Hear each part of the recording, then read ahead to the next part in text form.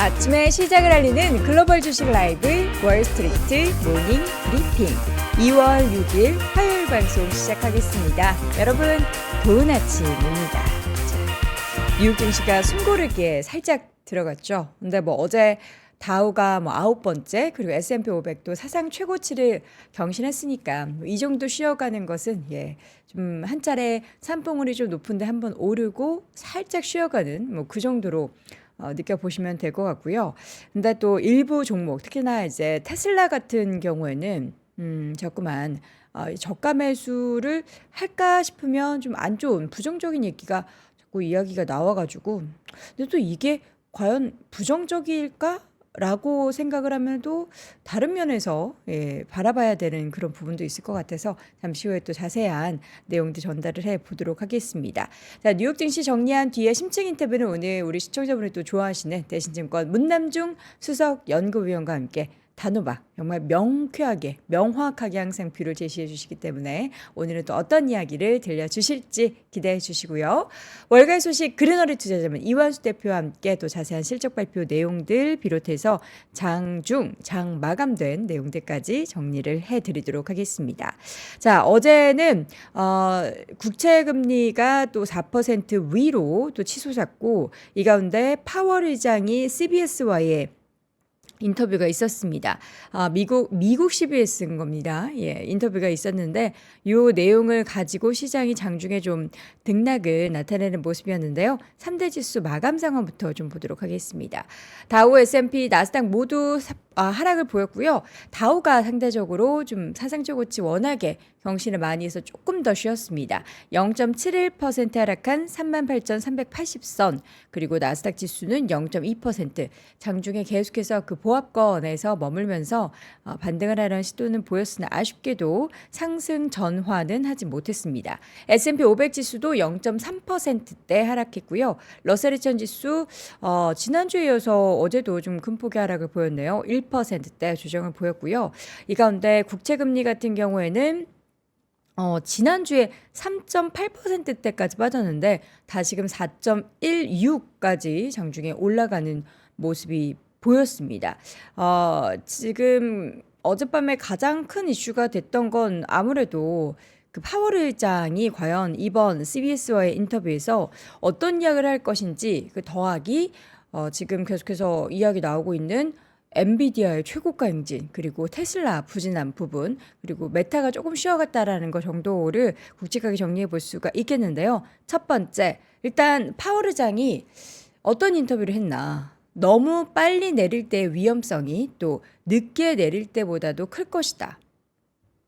그러니까 우리가 시장에서 선제적인 대응을 할 것이다라는 기대감이 좀 있긴 했었잖아요. 경기가 연착륙 뭔가 스무스한 그런 경기의 흐름을 전망한다면 좀 선제적인 대응이 조금 필요하지 않을까? 그렇게 하지 않을까라는 기대감을 우리가 했었는데 늦게 내릴 때보다 좀 크다라는 이야기로 우리가 기대했던 것에 있어서는 살짝 좀 선을 긋는 모습이었고요. 첫 금리 인하에 대한 시기는 3월 이후가 될 것이다 라고 이야기를 했습니다. 그러니까 계속 기자가 인터뷰 내용 중간중간에 그래서 3월에 합니까? 그러면 데이터를 얼마나 지속된다라고 봐야 합니까? 이런 질문을 수없이 그러니까 말을 약간 좀 회피성으로 좀 돌려서 두루뭉술하게 명확하게 파월이 하지 않자 계속 비슷한 뉘앙스의 질문을 하자 이런 대답을 했다라고 합니다. 일단 3월 이후가 될 것이다 라는 이야기는 3월 회의가 열릴 때까지 확신을 가질 수 있는 수준의 그 물가가 도달하지 않을 것 같다라고 이야기를 했고요. 그리고 중요한 거는 그 인플레이션 2% 낮아지고 있다는 확신을 더 갖고 싶다. 그래서 그 더가 얼만큼이냐라는 이야기를 했을 땐 아직까지 데이터가 충분하지 않은 것은 아닌데 6개월간 그동안 인플레이션이 급격하게 둔화한 거 봤고 그 연장선상에 있다. 그러니까 향후에도 그게 이어질 것이다라는 데이터를 보고 싶다라는 거고요. 그 기간에 대해서는 한 6개월 정도를 더 이야기를 합니다. 그러면 지금 시점에서 상반기 금리 인하는 물 건너간 건가? 라는 그런 생각을 하게 만드는 모습이 보였고요. 그리고 이제 지난 점도표를 보면서 올해 기준금리 인하가 3차례 정도 되지 않겠어요? 라는 질문에 있어서는 그거는 이제 전망일 뿐 이렇게 하겠다라는 뭐 계획은 아니다라는 또 뉘앙스의 이야기를 해가지고 시장은 여기에 대해서 파월이 파월했다. 약간 또 실망하는 모습들이 나타났습니다. 자, 종목 가운데서는 가장 좀 충격적이었던 게 맵을 한번 보여주시죠. 테슬라의 주가 하락이었습니다. 장중에 무려 6%까지 하락을 했고요. 막판에 좀 계속해서 낙폭을 줄여가면서 3.65% 하락 마감을 했는데 테슬라가 좀 부정적인 소식이 있었습니다. 어떻게 안 좋은 거 먼저 얘기할까요? 좋은 엔비디아 먼저 얘기할까요? 안 좋은 거 얘기하고 좋은 걸로 이렇게 좀 덮어볼까요? 자, 테슬라 같은 경우에는 독일의 한 소프트웨어 업체 SAP가 테슬라의 전기차를 더는 구매하지 않을 것이다라고 밝혔다. 이런 보도가 있었습니다. 로이터 통신이나 마켓워치 등에 따르면 독일의 한 일간지인 한델스 블라트라는 일간지에서 2만 9천 대의 차량을 보유한 SAP가 테슬라의 차량 구매를 중단하기로 했다라고 해서 관계자의 말을 인용해서 보도를 했는데 그 이유는 차의 가격이 자주 바뀌어서 구매 계획을 수립할 수가 어렵고 또 테슬라가 차량 인도 일정을 제때 맞추지 않는 점을 문제로 꼽았다라고 합니다. 그러니까 요즘에 약간 예전 1년, 2년 사이 계속 테슬라의 차값이 회슬라다. 회의 시가처럼 계속해서 움직인다. 이런 좀 흐름도 있었고요. 그리고 그 차량 인도 일정 같은 경우에는 생산이 잘 됐다가 또 갑자기 뭔가 문제가 생겨서 중단했다가 이런 일이 발생을 해서 그리고 최근에 이제 독일 같은 경우에는 공장을 중단을 했었죠. 그 홍해 이슈 부분 때문에. 근데 이런 것들 때문에 더 이상 구매하지 않겠다라고 하는데 과연 계속 구매 안 할까요?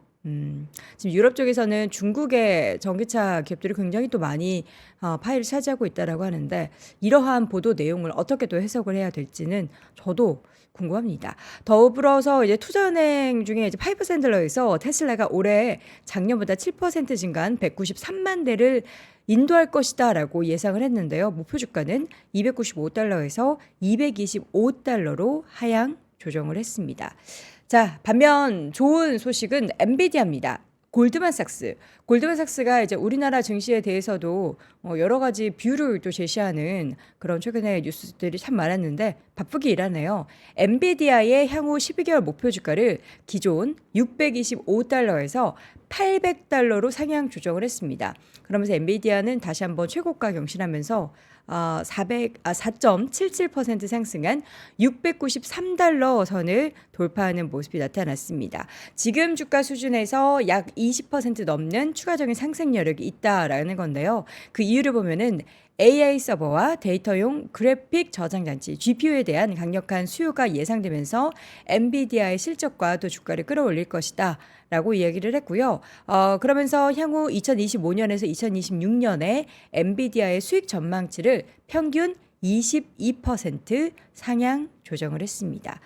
자, 그리고 다른 빅테크 종목들 한번 보도록 하겠습니다. 약간 혼조세가 보였는데요. 어제 급등했었던 메타 같은 경우에는 3%대 조금 쉬어가는 모습이었고요. 그러니까 이게 보통의 이제 주가였으면 3%좀 큰 폭의 하락입니다라고 할 텐데 어제 뭐 20% 올랐으니까 소폭 쉬어갔다라고 볼 수도 있겠죠. 자, 그리고 마이크로소프트는 1.35% 하락, 애플은 0.98% 상승을 했고요. 반도체주 가운데서는 AMD만 2% 가까이 쉬어갔지만 엔비디아, 브로드컴, 퀄컴 등의 종목들은 모두 초록불을 켜면서 필라델피아 반도체 지수는 올랐습니다. 자, 그리고 구글도 0.97% 상승, 어제 좀 주말 사이에 큰 폭의 강세를 보였던 아마존도 0.87%좀 쉬어가는 모습이었고요. 다른 섹터 가운데서는 일라일릴리가 5% 넘는 강세를 보였습니다. 릴리가 사실 좀 최근에 이렇다 뉴스가 없어가지고 좀 조용했는데 상승하는 모습이 나타났고 지금 뭐 여러 가지 소식을 지금 보면은 그 비만약 젯바운드가 고혈압에도 효과가 있다. 아니 그러니까 그 일라일리가 만든 약은 뭐 만병통치약인 것 같아요. 하나 먹으면은 모든 병이 다 효과가 있는 예, 그런 약인 것 같다라는 생각이 들 정도로 참 다양하게 효능이 있다라는 것이 지금 검증이 되고 있는 상황이고요. 그리고 다른 종목들을 좀 몇 가지 확인을 해보겠습니다. 일단 맥도날드 같은 경우에는 지난 분기 매출이 역성장 했다라는 소식이 전해졌고요. 주가가 4% 가까이 하락을 하는 모습이 보였습니다. 여기 맵을 보면은 여기 홈디포, 아마존 아래 홈디포 아래 좀 맥도날드 좀 짙은 예. 여기 맵이 약간 다르네요. 밑에가 안 나오는 건가요? 테슬라 아래 홈디포 아래 맥도날드가 있어야 되는데 여기서는 화면에서 조금 잘렸습니다, 여러분. 예, 맥도날드 주가는 3.73% 하락을 했고요. 그리고 보잉 같은 경우에도 역시나 737 맥스 관련한 기종 또 문제로 2% 가까이 하락하는 모습이 보였습니다. 다른 종목들 보면은 전체적으로 뭐 크게 특징을 나타내는 종목이 없었는데 어제 이제 캐터필러도 2% 넘는 상승을 보였죠. 캐터필러 실적도 같이 발표가 됐는데 괜찮았던 걸로 확인이 되고 있습니다. 한번 볼까요? 캐터필러의 실적도 기대 이상의 4분기 실적을 발표하면서 강세를 보였고 타이슨 푸드도 월가 예상을 뛰어넘는 실적 발표와 함께 주가가 올랐습니다.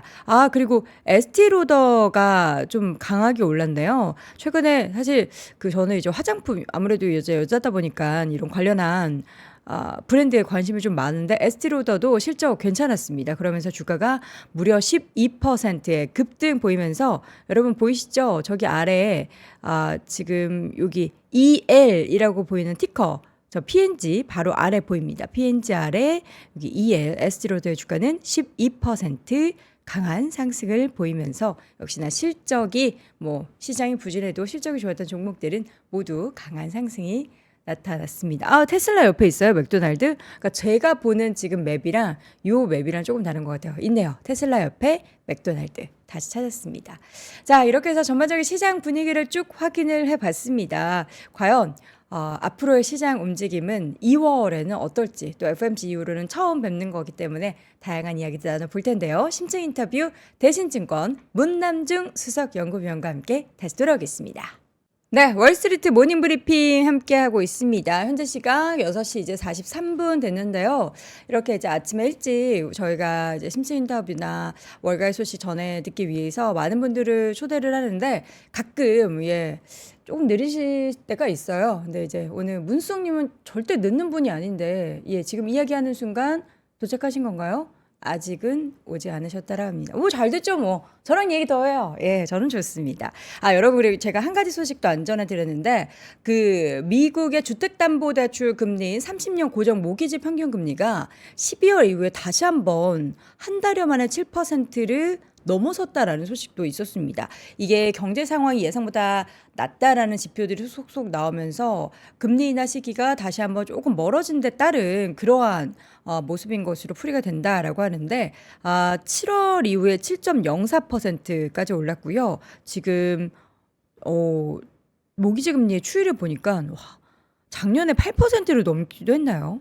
그러면서 이제 올해에 대한 금리 인하 기대감에 쭉쭉쭉 내려오면서 6%까지 다시 내려갔다가 다시 한번 7%를 넘어섰다라는 그런 내용도 전해졌고요. 그리고 주택 관련한 가격 관련해서도 지금 전미부동산중개인협회에 발표된 내용에 보면 12월에 판매된 기존 주택 가격의 평균 가격이 38만 2,600달러라고 합니다. 그러면서 주택의 가격도 조금 다시 올라가는 모습이 나타났다고 합니다. 이게 또 인플레이션 지표의 요 주택 그리고 쉘터 관련한 분야가 워낙에 30% 이상을 차지하기 때문에 요 내용도 좀 주요한데 우리가 생각하는 그 인플레이션의 안정적인 2% 과연 언제쯤 맞을 수 있을지도 저도 궁금합니다. 저희가 이야기를 이렇게 나누는 사이에 저는 이분은 문남중 말고요. 문연준이라고 부르고 싶어요. 연준아, 왜냐면 되게 연준의 그러한 속내를 명확하게 분석을 해 주시면서 이야기를 해요. 시장에서 근데 문성님 그래도 우리가 이렇게 기대해도 되지 않을까요? 라면 아닙니다. 이렇게 생각하고 있습니다. 라면서 연준의 생각을 분석해 주시는 분인데 과연 이번 FOMC는 어떻게 보셨을까요? 대신증권 문남중 수석연구위원 드디어 모셨습니다. 어서 오십시오. 네, 안녕하세요. 네. 근데 왜 이렇게 살이 좀 빠지신 것 같은데요? 제 느낌이에요? 제가 간밤에 좀 일을 해가지고. 일을 오랜만에 하셔가지고. 아니요. 매번 하시잖아요. 일을 매일매일. 간밤에는 잠을 좀 안 자고. 네. 좀 맞춰야 되는 리포트가 있어가지고. 그래요? 네, 그거 하느라. 이제 주제가 힘드네요. 뭡니까? 어떤 좀 무거운 주제였습니까? 지난번에 잠깐 얘기해드렸는데 그 미국 경기 순환하고 네. 증시 흐름에 대한 얘기 좀 드리려고 하는데 뭐 결론은 지난번에 얘기해드렸어요. 네. 올해도 미국은 경기 침체 진입하지 않고 NBER 전미경제연구소가 정의하는 경기 확장 국면에 놓여 있기 때문에 네. 미국 증시는 미국 대선 이전까지 갈 길을 갈 수 있는 여력은 분명히 있다. 이제 그게 결론이에요. 네.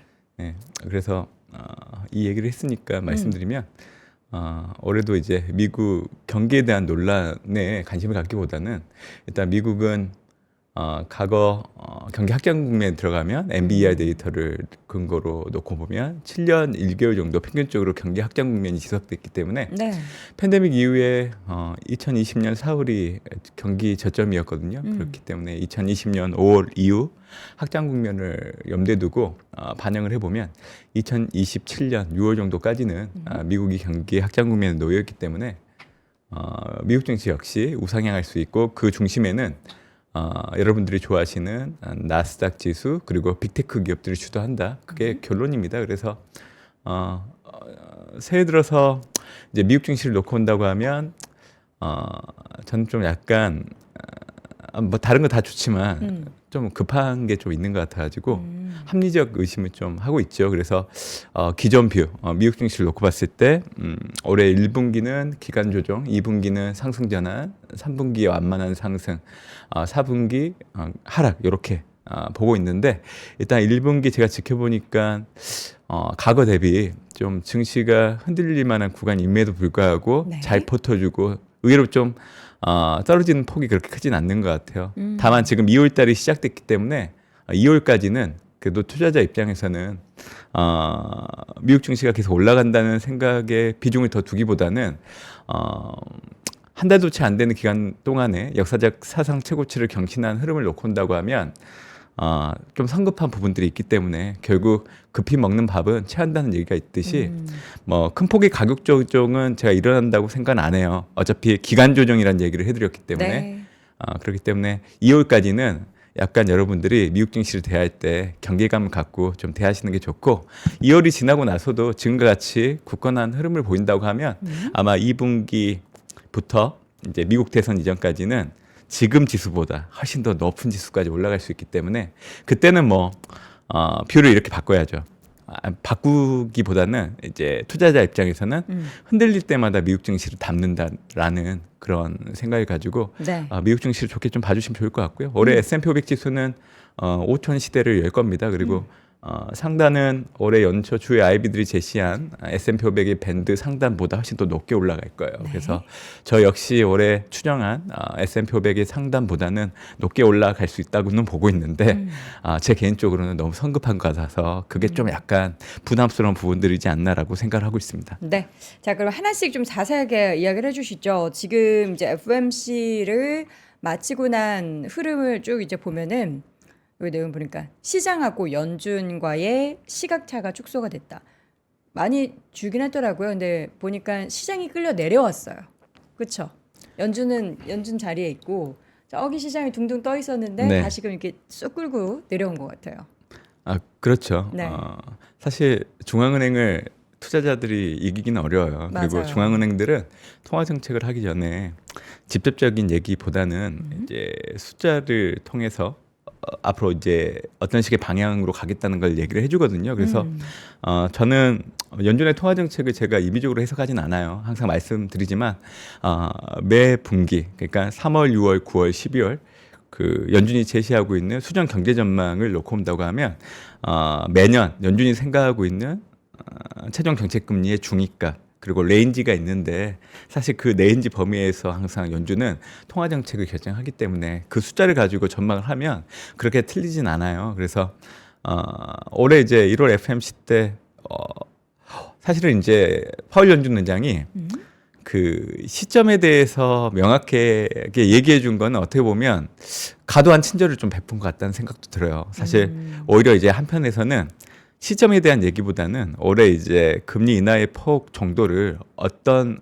스탠스로 가지고 갈 것인지 정도까지만 얘기를 해줘도 사실 많은 걸 얘기해 주는 건데 3월 FMC에서 이제 금리 인하는 없다는 거를 단호하게 얘기해 준 걸 놓고 본다고 하면 아무래도 시장이 너무 과도하게 금리 인하를 생각을 하다 보니까 그런 얘기는 들을 수밖에 없잖아요. 그래서 그런 부분들에 대해서 좀 잠재우고 싶었던 부분들이 있었던 것 같습니다. 그래서 연준은 항상 통화정책 결정할 때 명분이 필요한데 경제 지표를 항상 체크를 해야 됩니다. 그래서 제가 예전에도 항상 얘기해드렸잖아요.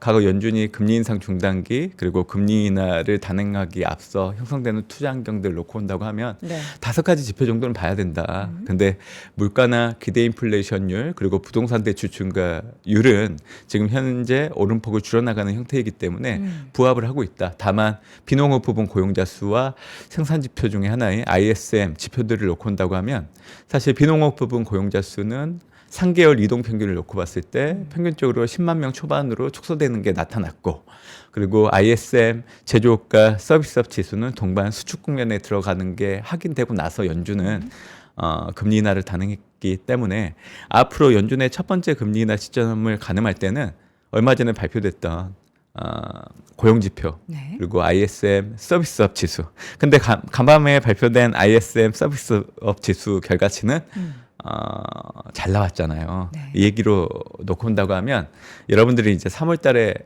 금리 인하를 염두에 둔 거 가정으로 놓고 온다고 하면 현 상황에서 고용과 ISM 서비스업 지수 결과를 놓고 본다고 하면 사실 연준 입장에서는 금리 인하를 단행하기 어려운 부분들은 분명히 있다는 겁니다. 그래서 제가 이제 2분기 이후 5월 FMC를 얘기해드렸던 이유는 5월 정도면 1, 2, 3, 4 4개월 정도 구간 내에서 발표되는 경제지표라고 하면 충분히 제가 얘기해드렸던 고용과 ISM 서비스업 지수가 수렴할 수 있는 기회는 분명히 있다라고 보고 있어요. 네. 그렇기 때문에 여러분들이 이제 연준의 금리 인하 시점에 대해서는 이제는 이제 2분기 이후 5월 FMC 정도로 염두에 두면서 하시면 될 것 같고요. 긍정적인 변화는 분명히 일어나고 있어요. 네. 결국 투자자들이 연준의 생각을 받아들이면서 괴리가 좁혀지고 있는 부분들은 사실 불확실성을 낮춰주는 좋은 변화 중에 하나거든요. 네. 그래서 이 부분은 앞으로도 좀 증시의 하단을 견고히 받쳐줄 수 있는 역할을 충분히 할 수 있다라고 생각을 하고 있고요. 또 하나의 변화는 결국 지난해 4분기 GDP 결과치를 확인하고 나서 미국에 대한 경기 우려에 대해서 거의 뭐 투자자들이 오히려 더 한화하는 쪽으로 바뀌게 됐다는 거예요. 그러니까 경기 우려를 불식시켜주는 네. 경제 지표 중에 하나로서 이제 지난해 4분기 GDP가 역할을 해줬다고 보고 있고요. 네. 지난해 4분기 GDP를 보면 예상치가 2%였는데 전분기 대비 연율로 근데 결과치는 3.3%. 물론 이제 3분기와 비교를 해보면 3분기가 4.9였기 때문에 떨어지는 수치이긴 했었지만 예상치를 상회했던 이 부분을 염두에 두고 그래도 경관 미국 경제 흐름이 이어지고 있다는 부분들을 알 수 있었던 대목이고요. 경제 성장을 좀 주도했던 거는 민간 소비와 민간 투자가 3분기에 이어서 경과 흐름을 좀 보였었고 변동성을 항상 가지고 있었던 뭐 재고나 순수출 역시 전분기와 비교를 해보면 좀 예상보다는 좀 잘 나와주는 그림이었기 때문에 그래서 이런 결과치를 놓고 온다고 하면 올해 이제 미국의 연착륙 기대를 높일 수 있는 부분들은 분명히 있었다 보고 있고요. 네. 사실 GDP 발표될 때 모든 분들이 GDP 결과치만 주목을 하셨지만 저는 이제 물가 지표 부분에 더 주목을 했어요. 왜냐하면 4분기 헤드라인 PC 같은 경우에는 1.7%였잖아요. 네. 3분기가 2%였기 때문에 2에서 1.7 떨어진 부분 그리고 근원 PC 같은 경우에는 전분기와 동일하게 2%. 그러니까 연준의 물가 목표치가 2%잖아요. 네. 그러니까 지난해 3분기, 4분기 PC 결과치를 놓고 온다고 하면 사실 연준 입장에서는 올해 좀 편안하게 금리 인하를 내릴 수 있는 환경조차도 마련된 상황이기 때문에 올해 이제 연준의 금리 인하를 단행한다는 것 자체에 조금 더 의미를 뒀으면 좋겠다 생각을 하고 있고요. 분명히 이제 시점의 차이는 여러분들이 생각하는 것보다는 좀 늦춰진 감은 있지만 연준 입장에서는 그래도 이 정도 경기 흐름이라고 하면 사실 굳이 빠르게 금리 인하를 할 이유는 없거든요. 그렇기 때문에 저는 뭐 최근에 이제 투자자들의 어떤 생각들이 변화되는 부분들이 크게 두 가지. 연준가의 시각차를 좁혀나가고 있는 부분들, 그리고 최근에 발표되고 있는 경제지표 결과를 놓고 본다고 하면 미국의 경기 침체에 대한 우려를 부식시켜주는 부분들에 대해서 투자자들이 이제 훨씬 더 한화하는 쪽으로 이동하고 있다는 것들이 좀 긍정적인 변화 중에 하나이지 않나라고 네. 생각을 하고 있습니다. 자, 지금 이제 어제 밤에 파월 의장의 인터뷰가 또 있었는데 거기에서 질문 중에 하나가 뭐 시기나 뭐 다양한 부분들도 있었지만 점도표 얘기를 하면서 올해 3번 정도의 인하를 뭐 생각을 지금 점도표에서는 했던데요 했더니 파월 의장 거기에 대해서도 약간 보수적으로 이야기를 하더라고요. 그러니까 그거보다 적게 할 수도 있다라는 그런 뉘앙스던데 이거는 우리가 어떻게 좀 생각해야 될까요? 아마 3월 FMC 때는 이제 수정 경제 전망이 또 발표가 되기 때문에 그때 이제 수치를 좀 확인을 해야 돼요. 그래서 제가 말씀드리고 있는 기준은 지난해 12월 FMC에서 발표된 수정 경제 전망을 우선은 기준점으로 둬야 되죠. 그때 이제 최종 정책 금리 중위값이 올해가 4.6이었기 때문에 일단 파월 연준 의장 얘기했던 거는 좀 투자자들에 대한 어떤 과도한 금리에 대한 기대를 좀 낮추기 위한 목적이 컸기 때문에 거기에서 좀 벗어난 발언을 했던 것 같아요. 그래서 저는 큰 의미는 둘 필요는 없다라고 생각을 하고 있고요. 네. 보수적으로 놓고 온다고 하더라도 현재 정책 금리가 5.25에서 5.5 그리고 올해 중위값이 4.6이라고 하면 총 3번 75pp 정도는 기본적으로 좀 인하를 하는 거를 가정을 해야 된다고 생각을 하고 있고요.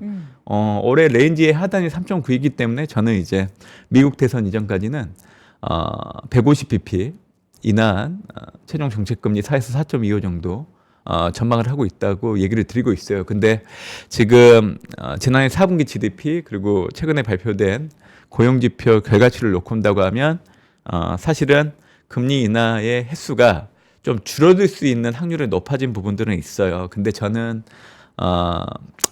좀 일시적인 결과치라고 생각을 해요. 왜냐하면 고용지표 역시 계절성을 좀 반영했다고 보고 있거든요. 왜냐하면 한파, 폭설에 따른 부분들을 좀 반영을 해야 되기 때문에 아마 2월, 3월, 4월 발표되는 고용지표 결과치는 기존 지난해 3분기, 4분기 때 수치 정도에 수렴할 수 있는 부분들은 분명히 있다라고 보고 있기 때문에 그래서 다시금 파월 연준 의장이 3월 FMC에서 발표되는 수정 경제 전망 제가 보기에는 분명히 좀 조절을 할 것 같긴 하는데 큰 변화를 주지는 않을 겁니다. 그렇기 때문에 저는 지금은 그냥 과도한 시장 기대를 억누르기 위한 목적이 더 크다라고 생각하고 있습니다. 네. 네.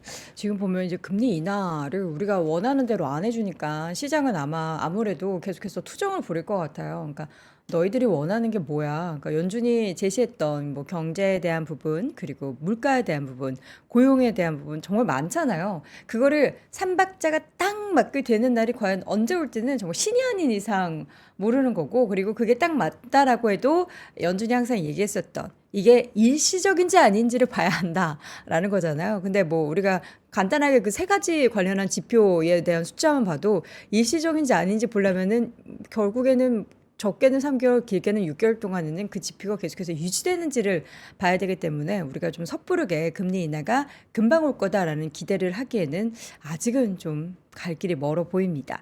그럼에도 불구하고 증시는 나 몰라라, 나는 오른다라는 건데 결국엔 실적에 대한 모멘텀이 전체적인 뭐 이런 뭐 경기에 대한 얘기, 금리에 대한 얘기를 다 그냥 무마시키는 것 같아요.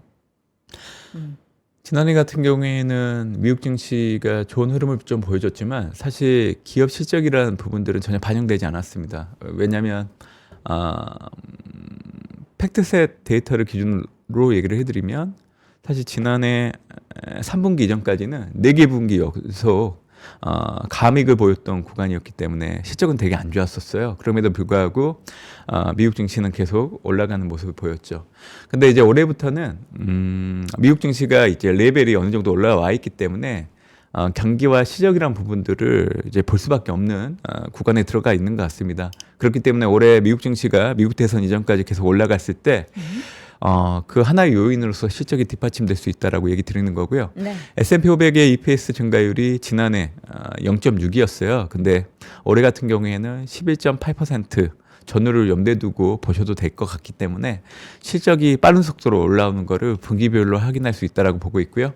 지난해 실적이 특징이 있어요. 그러니까 어닝 시즌이 시작되기 초반에는 S&P 500의 EPS 변화율 추정치가 상당히 급격하게 떨어져요. 왜냐하면 작년 같은 경우에도 미국 경기 침체에 대한 논란이 있었다 보니까 네. 추정치를 되게 보수적으로 봤던 상황이기 때문에. 근데 어닝 시즌이 끝나갈 때쯤 되면 오히려 그 하향 조정됐던 추정치 변화율이 다시 빠르게 올라오면서 오히려 실제적인 결과치는 긍정적인 형태로 나왔거든요. 그래서 올해도 지금 1분기 어닝 시즌 결과치를 놓고 온다고 하면 그러한 흐름들로 좀 가고 있기 때문에 올해 실적이 미국 증시가 올라갈 수 있는 한 가지 동인이 될 수 있다라고 저는 보고 있고 오히려 그게 지금 현재 빅테크 기업들 중심으로 들어오고 있는 것 같아요.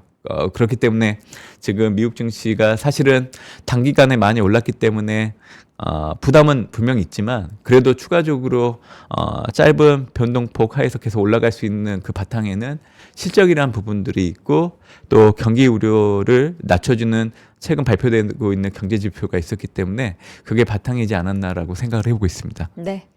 자, 지금 이제 2월 시장에 있어서의 우리가 사실 단기간에 많이 올라온 부분에 대한 부담감도 분명히 있을 거고요.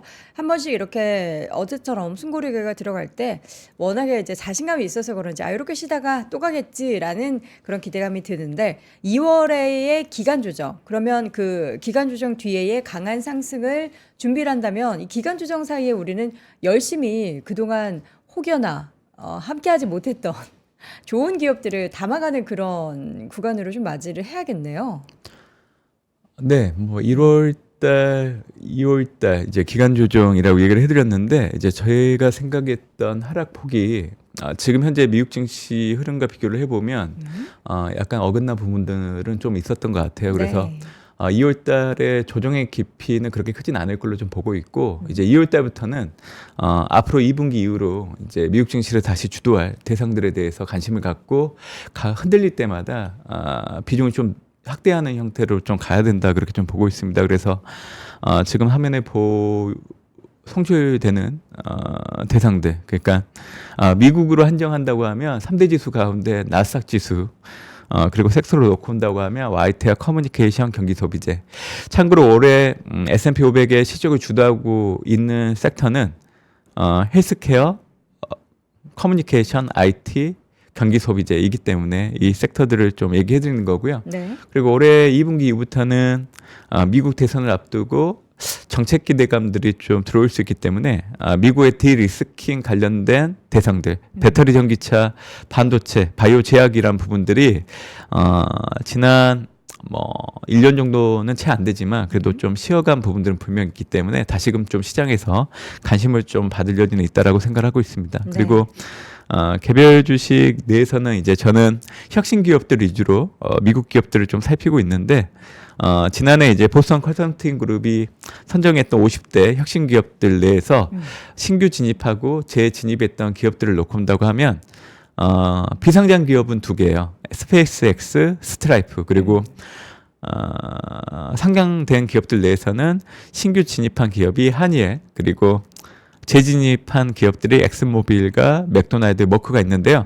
엑슨모빌은 2027년도까지 이제 전기차용 리튬 생산을 시작하는 부분들. 그래서 2030년 되면 연간 100만 대 규모 전기차에 공급을 하겠다. 이 부분이 투자 포인트고요. 맥도날드는 픽업 서비스 배달, 이런 서비스 혁신을 중국 내에서 하고 있기 때문에 중국 내 MS가 확대되고 있는 부분들. 그리고 머크는 올레도스 디스플레이 상용화에 따른 필요한 핵심 소재를 공급하는 부분들이 투자 포인트라고 보시면 되겠습니다. 그리고 이제 이 정도 기업들을 이제 2분기 조정을 보이는 구간 내에서 좀 관심 있게 지켜보시고 비중을 늘려놓으신다고 하면 올해 미국 대선 이전까지는 좋은 가시를 맺는 형태로 가지 않을까라고 생각을 해보고 있습니다. 네. 자, 살만한 종목은 많지만 손이 잘 이렇게 나가지 않았던 워낙에 가격대가 높아서 근데 우리에게 이제 시간을 좀 준다면 우리가 좀 고민을 해보고 담을 만한 종목들은 여전히 남아있다. 결국에는 더 높이 올라가기 위한 증시의 뭔가의 숨고르기가 2월에 펼쳐지게 된다면 그것은 여러분께 또 기회가 될 수 있을 것 같습니다. 자, 밤사이에 또 잠도 제대로 못 주무셨는데 새벽에 이렇게 일찍 함께 해주셔서 너무 감사드리고요. 그럼에도 불구하고 조만간 또 나와주시기 바랍니다. 자, 오늘 대신증권 문남중 수석연구위원 함께했습니다. 위원님 고맙습니다. 네, 고맙습니다. 장 시작 전부터 종료까지 쏟아지는 수많은 뉴스와 정보들. 이 중에서 어떤 것이 투자에 정말 도움이 되는 정보일까요? 3프로의 증시 셔터맨 박근영 마스터가 직접 정보를 선별하고 투자의 힌트를 드립니다. 시간도 아끼고 투자 아이디어도 얻는 시간, 박근영 부장의 마켓 힌트와 함께 하세요. 자세한 사항은 3프로TV 앱과 홈페이지를 확인하세요.